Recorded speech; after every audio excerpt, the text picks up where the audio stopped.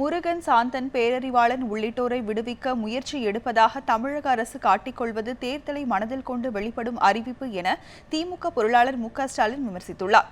சென்னையில் திமுக தலைமையகமான அண்ணா அறிவாலயத்தில் அக்கட்சியின் சட்டமன்ற தேர்தல் வேட்பாளர்களை தேர்ந்தெடுப்பதற்கான நேர்காணல் நடைபெற்றது.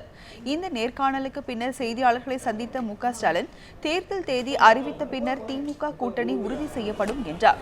திமுகவுடன் தேமுதிக கூட்டணி அமைப்பது குறித்து இதுவரை எந்த முடிவும் எடுக்கப்படவில்லை என்றும் ஸ்டாலின் தெரிவித்தார். நீங்க சொல்ற வந்து எங்களுக்கு புதுசா இருக்கு. அதனால என்னங்கிறத தெரிஞ்சுட்டு நிச்சயமா தலைவர் ரியாக்ட் பண்ணுவார்.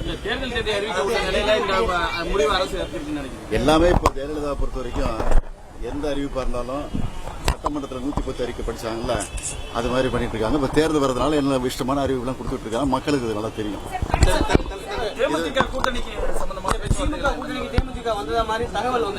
தகவல் எங்க இருந்து வந்திருக்கு சொல்லுங்க, தயவுசெய்து நாங்களும் தெரிஞ்சுக்கிறேன். எங்க இருந்து வந்திருக்கு